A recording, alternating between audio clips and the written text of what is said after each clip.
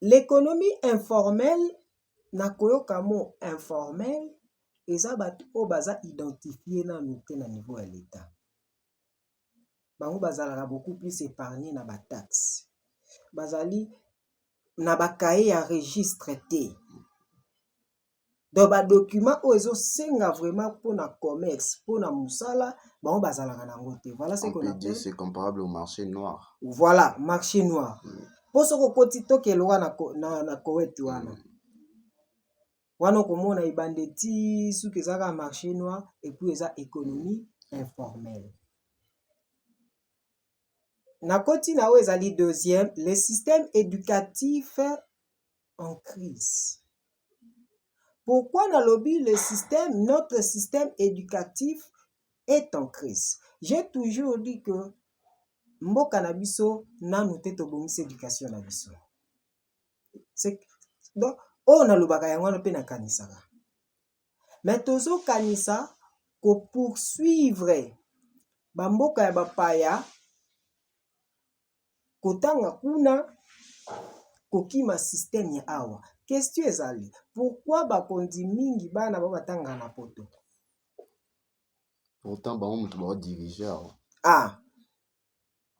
Donc soki nalobi même nakima tokoya nakima ngona te tokoma wana. Donc les établissements, les infrastructures eza na mabe. La didactique de notre pays na niveau ya enseignement eza bafoué. Et comme kaka moi établissement moko oto ebaki lelo les écoles privées ezalaki séparées, privées dans le sens où ezali ya mutu moko boye. Na o ezali les écoles oto bengaka lelo les écoles publiques. O ezali ya l'État, o ezali géré na niveau ya l'État. Différence ezalaki. Mais lelo biso tutokoya. Pona nini? Tant que le système, on dit que les jeunes en zone rurale ou en périphérie sont encore plus défavorisés. Bande konabis, tant que l'on déjà défavorisé, tozomona dans le sens numérique quoi. Na condition ni bande konabiso baza ailleurs, déjà na district ya Tchangu, batanga kana la condition ni.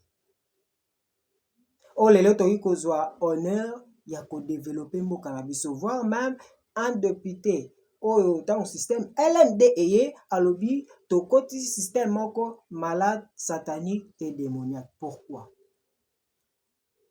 Tozo zanga o ezali d'abord ba valeur éducative.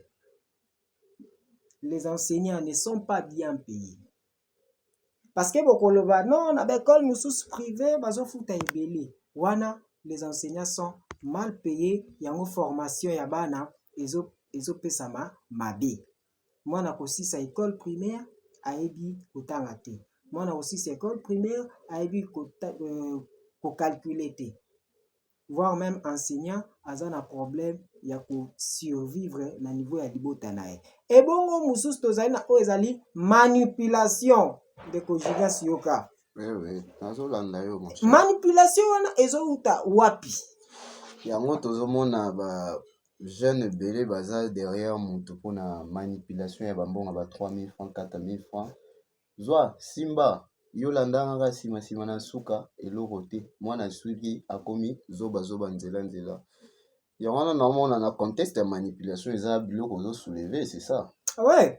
Na contexte wana na nina loba nini? Manipulation commis na niveau politique. Ok. Après avoir détruit le système éducatif, bazui destruction wana et quoi accompagner na niveau politique. Et politique comment? Bakomi ko recruter bato bazali na ba valeur vraiment ya makasité. C'est-à-dire et les intellectuels et les non intellectuels. Pona nini likolo ya mbongo moko ya mikie. Bakomi lokola bato moko bakomi kotia force na balabala. Force na balabala pona nini? Comme des miliciens, je veux dire. Kobebisa, kopanza, kofinga. ozomona ke mboka na biso d'ailleurs kozonga mwa nsima ntango président Mobutu ayaki kokuta oyo ezalaki éducation civique et morale, c'est-à-dire mo wana ya citoyenneté ya patriotisme ebandaki korenie likolo ya nyonso, mais ntango ye aye kokotisa oyo ezali un système politique place manipulation ekomi na mboka yango wana.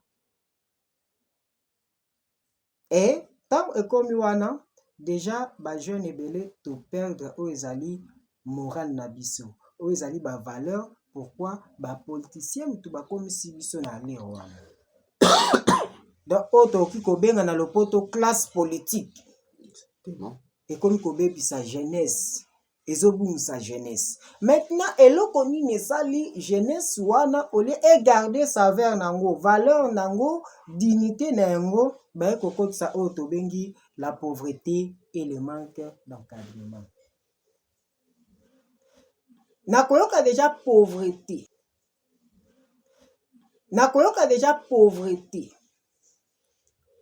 Te définir yango comment? Beaucoup de jeunes vivent dans la précarité, sans accès à un logement digne, ni à des besoins de santé. On continue pour dire il y a l'absence de structures d'encadrement social favoriser la délinquance, l'oisiveté et les dérives. C'est-à-dire tant tozoloba ba dérive, tozomona alcool, voilà, drogue. Otoki ko compléter na bombe bagene nyonso. Ozomona ke jeune azalaki ni na forme, azalaki en forme, azalaki na force, azalaki na makasi nyonso tout étant que jeune. Bapesi choix ya kosala kaka choix ya fertilité. Mais soki tolobi tola voilà, soki tolobi tolanda ndeko na biso ya justice.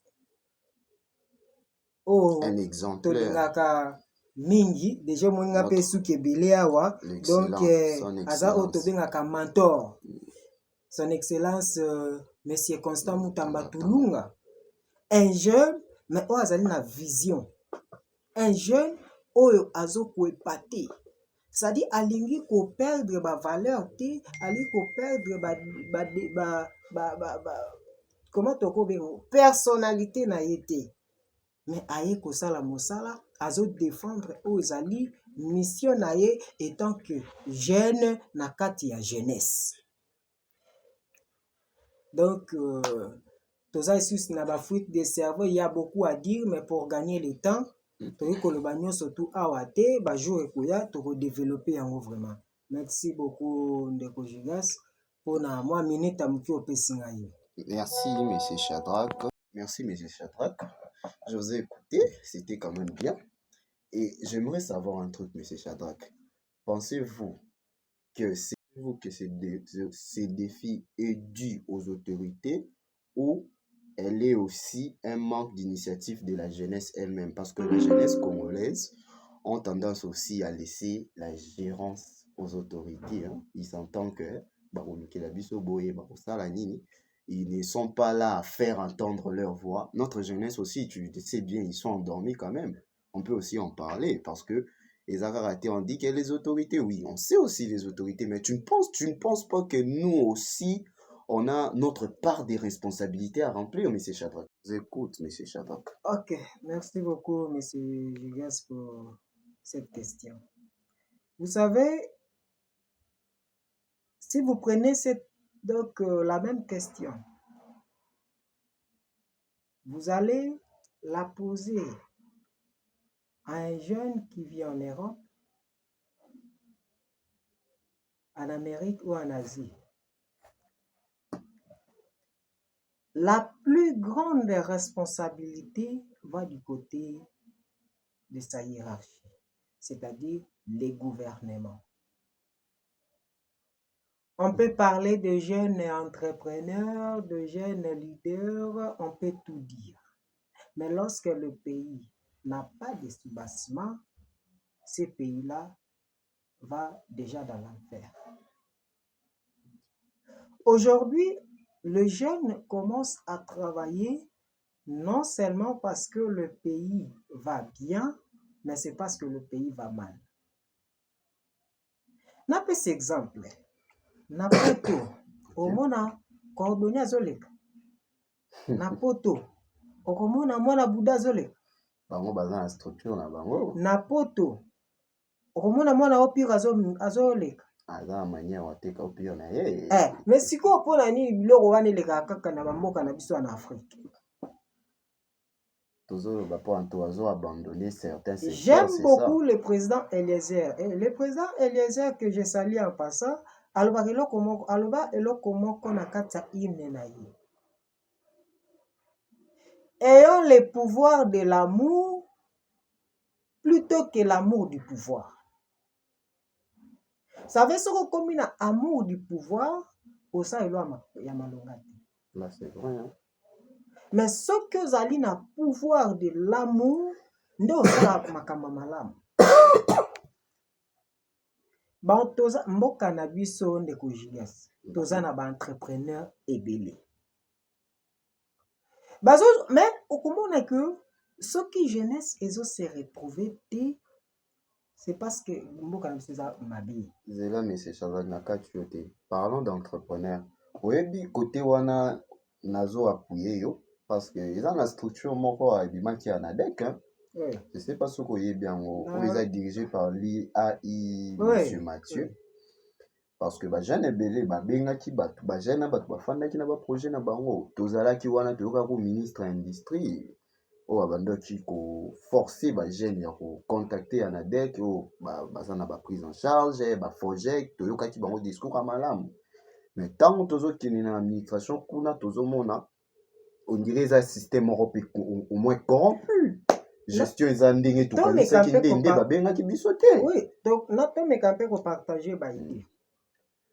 D'où est venu l'entrepreneuriat? Okay. Ce que landeli yango bien, entrepreneuriat eza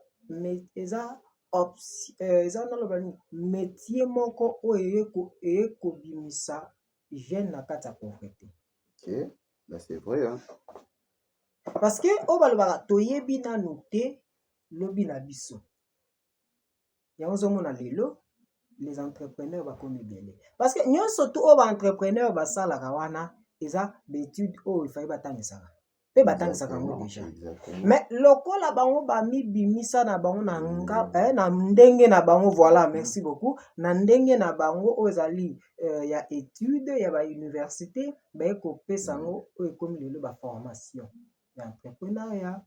Est-ce que tokende tozonga jeune azosala décoration bakotangisa mpe na école formation pratique. Oui, oui. Mais lelo pourquoi babendi yango babi moto akolia na motoki na ye banda ko apprendre oyo ezali comment kosala décoration, comment kosala esthétique, comment kosala quoi coiffure, comment voir même lelo jeune akomi kokoma na pouvoir ya politique na amour ya politique. Ozomona donc ndeko Julius nauti kosala formation moko na sisi ezali master sur l'administration des affaires. Tant on a bengi ndeko moko nazolakisa ye partie moko ekomaki ya calcul, je me suis dit mais oyo ezali makambo économie te o. Bazotangisa oyo ezali nini informel, c'est-à-dire économie informelle. Oto uta ikoloba économie informelle. C'est-à-dire ba jeune pe baza na part na bango ya ko débrouiller, mais pour ba débrouiller malamu l'état il faut atia pe bango maboko. Jeune aye na projet. Est-ce que jeune nyonso toza na capacité intellectuelle ya obando koma projet? C'est ça. Mais ce qui lelo ba formation ekomi belé ekomi ko donner aux ezali ba école. Pensez-vous que Congolais a osala donc taux ya chômage na mboka na biso ezala élevé? Ça. C'est parce que to se focaliser nyonso tu na système éducatif oyo ezali na mpe ya kitoko pete. Monsieur Chabat, oui. Pour na tozo gagner temps. Na question na poser yo. Oui. Hein? Pensez-vous que le défi est dû aux autorités ou C'est la jeunesse elle-même qui a des défi problèmes. eza ya kokabula. Ok. Tokoki kosundola défi epa baautorité te non plus epa jeunesse. Il faut tokabula défi wana. Po jeunesse mpe eza na part estce yo soki ndeti yo lelo oza a oza directeur osalisa banini na yo ozoluka bacope bemission ezali tout consort po wana oke na monde ya bagene te po wana oke na monde ya bombe te. Là aussi, vous avez raison, je peux dire. Mais au début, que le monde doit que jeune azangelo ko la jeune eza mutu nyonso un esprit noana ya participer na changement na développement neti ngana yo tozoli na to participer na changement na développement mais ba jeune mususu bango baza na posa kaka ya social na bango ya trop na bango genre bazala na porte moko ya sortie pona azala na confort na ye. Et tant azomona yango te azoloba eloko moko ka batikeli eza yango agene. Bon, c'est ça. Omoni na biso ba jeune toza na raison. Gouvernement azaka na tort. Aza na tort, là c'est vrai. Pourquoi nazoloba ngo? Na mboka mosusu omoni soki toke na Chine ba travailler dur po bazala lelo. Na Japon ba Corée wana nyonso tout ba travailler dur, États-Unis ba travailler dur.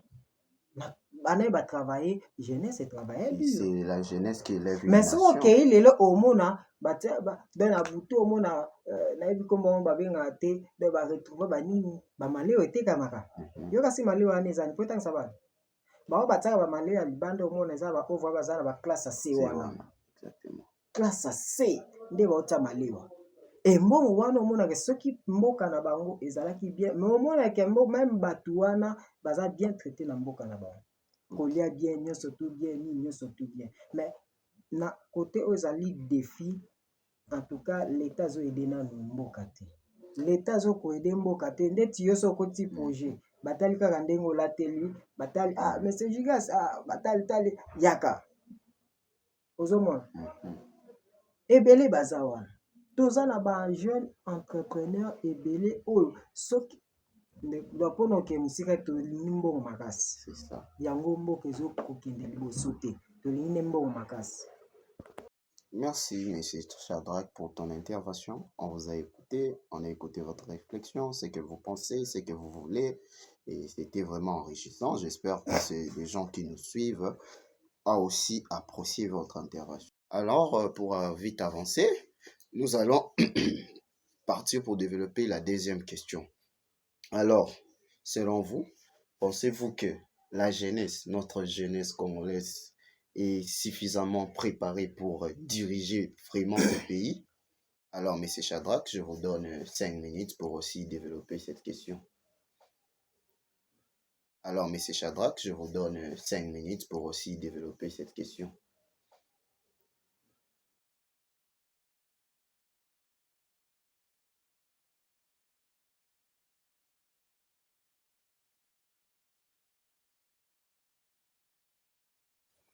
Pensez-vous que cette jeunesse akoki kodiriger mboka au futur proche? Question na nga ezali naza na deux questions. Otanga mpo nani? Obotama mpo nani? Pour administrer aussi un jour. Ntango nzambe atie motu na mokili ayebi deja kozala leader. Un leader eza moto aza na esprit ya badirigeant aza na autorité aza na leadership kati na ye. Sikoyo ntango nayoka question wana est-ce que jeunesse to jeune akoki kodirige mboka à la longue? Topesaka mboka oka na ataka na yo soki oza na vision to na ngai to na monsieur l'excellence ministre que j'aime beaucoup Constant Mutamba aodirige te. Procès na ye ezosambama mpo na nini? C'est quand même celui qui a quand même distingué au ministère de la justice. Et bongo pourquoi baparents bayebisaka biso donc mboka Congo ya lobi ozala na maboko na bino, vous allez diriger le futur Congo mpo na nini? Soki toke na Bible lobi jeune que personne méprise ta jeunesse. C'est-à-dire obotami mpona diriger, obotami mpona kosala, obotami mpona mission. Na diriger, jeunesse diriger. Lelo jeunesse eza combattu pourquoi? Parce que tomoni déjà ba faille ebele, ba défaut ebele oyo mboka ezalaki préparé te, lelo komi kosundola ngo ba sundoli pa jeunesse emeka mpe kobongisa et jeune nakoki koloba nini? Jeunesse ekomi ko avancer pour la évolution ya mboka ne place bitumba ba jeune bandi kozwa yango wana. Oui, mais c'est Shadrach, na katioté, mais je me dis, mais à qui revient la responsabilité de cette préparation? Aux jeunes eux-mêmes, à l'école, à l'État ou aux familles? Voilà. Jeunes nyonso efo formation. Azwa formation, c'est-à-dire azala formé. Bakoma président bongo te. Donc la responsabilité vient de qui? La responsabilité, je peux dire de part et d'autre à l'école, de part et d'autre à la famille aussi. Okay. Parce que pourquoi je dirais à la famille donne, donc toute famille donne sa bénédiction. Je vous coupe pas la parole, mais moi j'aimerais dire la responsabilité ne vient pas de l'État. Par rapport à Yannick. Si l'État met des mécanismes pour préparer la jeunesse à diriger, et ça va descendre à la famille pour préparer le jeune. Je ne sais pas si vous en dites quoi. Voilà. Partant de cette question, l'État a la responsabilité. Topese kaka mbando te, ba défaut te. Jeune union se fasse à la conscience. Il y a parcours naï. Parce que l'État koyi kozwa n'importe qui te. L'établissement ezaliti malgré tozolo ba infrastructure plutôt eza ya mabe. Eza ya kokokati. Mais sinon l'État attient lelo ba lycée Motema Piko ezali, il y a les écoles catholiques au batangisaka kitoko, eza pe na ba privé musu batangisaka malamu. Voilà pourquoi je me disais, est-ce que le problème ce n'est pas aussi le manque d'accès aux outils de formation, à l'expérience pratique? Ngana lobby. Donc ba jeunesse la biso ezotika la mingi na théorie, mais bazo pratiquer te, bazo yebate comment pratiquer théorie ana bato tondisa théorie na pratique tout ça s'apprend. Ça s'apprend. C'est-à-dire ce que bandi ko lakisanga théorie na otika na théorie. OK. Et ce que okotisinga na monde na pratique na okota pratique. Oh, OK. C'est-à-dire mutu moko te asepela kaka asala ka théorie bandeti suka. Tant tozo pe sa formation, il faut qu'il y ait la théorie et par là la lingana lobani. Jeunesse il faut ça la préparer. So jeunesse eza préparé te makamba bi ezala te. Mais pour que jeunesse est cause à la préparer nasuka na obo pe sa jeunesse ni. Il faut jeunesse diriger. C'est-à-dire ba diriger qui ba kei ba vieux wana e ba troisième âge wana ba longwe e ba tikipe mwanda ba otika la wana ba travailler na ba jeune pourvu que solution ya mboka ezwama. Mais lelo toza na auto ben égocentrisme. Eza kati ya ba vieux.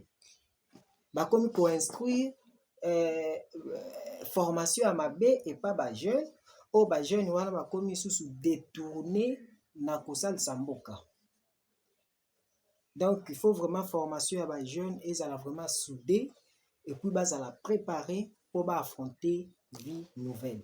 OK, monsieur Shadrach, tout ça est déjà 5 minutes. Ouais. Et pour toi, la jeunesse peut diriger vraiment ce pays demain. Oui, oui. Tu es sûr de toi? Je ne peux pas dire je pense, je crois. Je crois parce qu'il y a déjà une personne qui t'a donné l'exemple. Oui. C'est qui cette personne? Bon, cette personne c'est... Vous n'allez pas m'intimider, hein? Je ne suis pas là pour recevoir des intimidations. Okay. Nalobi kaka bongo, oya comprendre, comprendre. Monsieur le ministre de la Justice. L'excellent ministre de la Justice. Un homme intègre, honnête. Et nous allons voir si Madame Grace Coutinho va faire quelque chose aussi dans la ministre de la Jeunesse. Dans le ministère de la Jeunesse. Il faut avoir conseil, pas Moutamba. OK. Pour na style oya yo memela ona jeunesse makambo nzambe wana te. Eko mamba mutu. Merci beaucoup. Merci Passons à beaucoup. d'autres questions parce que le temps presse. Ouais. Notre émission doit prendre fin dans quelques temps ici.